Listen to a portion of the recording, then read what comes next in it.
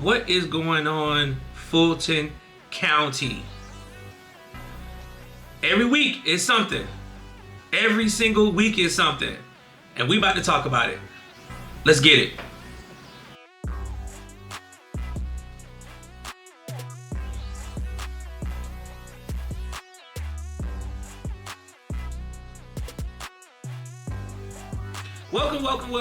Welcome to It's Culture Podcast. My name is Mark, and I'm the host.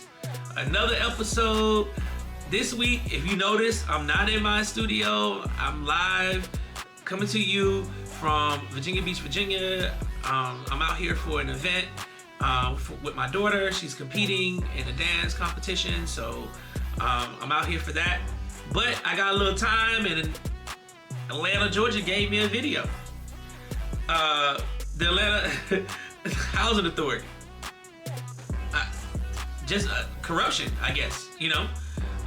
But first, before we get into it, if you can hit the like button, hit the share button, hit the subscribe button, hit the notification bell so you can get the updates. And as always, thank you all so much for rocking with your boy. Now let's get into it. As I was mentioning, Fulton County Housing Authority is under scrutiny from HUD in regards to money management and so money mismanagement and sexual harassment. And so we're gonna watch this video and then we're gonna discuss on the other end. Fair use, fair use, fair use, fair use. More resignations and allegations after our exclusive investigation into the Fulton County Housing Authority. New at 6, Channel 2 investigative reporter Sophia Choi first broke the money mismanagement and sexual harassment claims last week. She's live at the Housing Authority in Southwest Atlanta with this exclusive update. Sophia. Linda, all but 2 board members no longer work here. They resigned, but 2 are holding out, saying they did nothing wrong despite those allegations of money mismanagement and sexual harassment. Of course they're gonna say that. Of course. The unit was over here. It was a 9-apartment building. We met Jennifer Gates in North Fulton County, where she used to rent through the Fulton County Housing Authority. She says the Housing Authority unfairly accused her of not paying rent and evicted her in 2016. I know I paid, and I've been telling them for long somebody had something somewhere went wrong. Fulton's Housing Authority gets about $7.8 million of your federal tax dollars through HUD. It gives out nearly 2,000 vouchers a year to offset rent for families in need.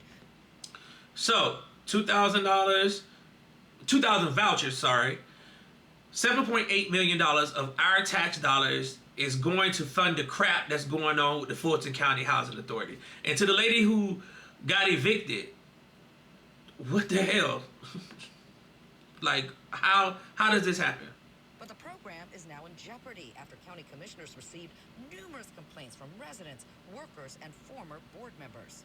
It's a combination of things, the sexual harassment, the misuse of funds, staff not being qualified. Channel Action News was first to show you this letter HUD sent to Fulton County on June 24th, saying in part, the recommendation for the corrective plan is to procure a third party to manage their program, and the current staff lack the experience in their current roles to correct the deficiencies. The letter does not mention any crimes. Okay, so how did these people get hired? Who hired these people to come work for the Housing Authority if they ain't got no experience to handle the situations? See what I'm saying? People are getting in positions and don't have the experience, and they just faking it till they make it. And we wonder why the right is attacking DE&I programs because of stuff like this. HUD suggests strongly that we reset, that we clean the slate and bring on a whole new board. So Pitts asked for and got the resignations of all but 2 remaining board members. These are some of the resignation letters. I will never shy away from fighting for the good people of Fulton County. Board Chairman Antavius Weems refuses to leave, saying he's the one who alerted the feds. I was not getting the answers, Sophia, that I should have been getting. So I picked up the phone. I called HUD. Weems, a board member since 2018, says the issue started in 2017. Former manager Sharika Bellamy says it got worse under his leadership with a hostile work environment. She says Weems also forced her to use federal money to pay people with no contract with the housing authority.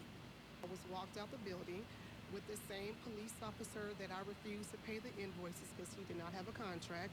Bellamy says she was fired for raising red flags. This is video of her from May when she went before commissioners. I am your whistleblower. She says she was fired the next day for being insubordinate in your behavior toward the Board of Commissioners. So she blamed Weems. He blamed her. She waits 6 years to become a whistleblower, even though Weems said he was the one that contacted the HUD, and then she got terminated a day later for insubordination. This is crazy. Ms. Bellamy's attorney filed an EEOC complaint on behalf of her. Of course she did. And other former housing authority employees. This is exactly what whistleblower protection is for, is so that someone like her can come forward and make a complaint and not lose her job. Weems says it's the very people complaining now that cause the problems. I'm so excited. I can't tell you how happy I am that this is happening, because now the attention is being set on fixing the system. And we should point out, Mr. Weems says he's never faced any complaints of any sexual harassment. Now, the board here actually needs 3 members to form a quorum, so with only 2 members remaining, they can't even legally meet. So here's what's next. The Fulton County Commission Chair, Rob Pitts, plans to hold a meeting about all this, a special meeting on July 29th at 10 a.m. We'll stay on this. For now, we're live in Southwest Atlanta. Sophia Choi, Channel Talk News. So there you have it. Just corruption all over again. The federal government coming in, intervening. They have decided to hire a third party to do the job. Whistleblowers, you got people getting fired, people resigning. The board not only has 2 members, they can't even hold a quorum to even conduct the business on behalf of the people who utilize the services of the housing authority. And considering the fact that Atlanta doesn't have any housing projects because former Mayor Kasim Reed bulldozed them all and basically gave the property of land away to Georgia State University. This is absolutely ridiculous. I'm all for people getting an opportunity that normally don't get opportunities. I am not for putting people in positions that they ain't got no damn experience whatsoever. Like, this is people's lives we're talking about here. We're talking about people that rely on the housing authority to help them offset cost of high rent, because living in Atlanta is completely ridiculous. It is expensive, and these people need these vouchers.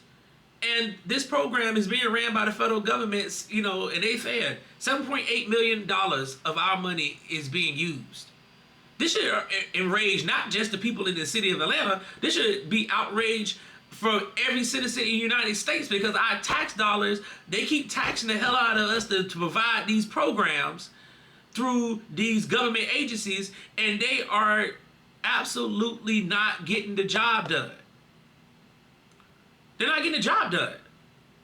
We can't blame the people on the right. We can't blame Trump. Can't blame white supremacy and the boogeyman or whoever else you want to blame for this. This is black people harming other black people, and probably some poor white people, probably some poor brown folks. This is ridiculous. This is ridiculous. ATL, where y'all at, man? If you from Atlanta, I want to hear from you. Let me know what's going on down there, because this is you know, what are y'all gonna do?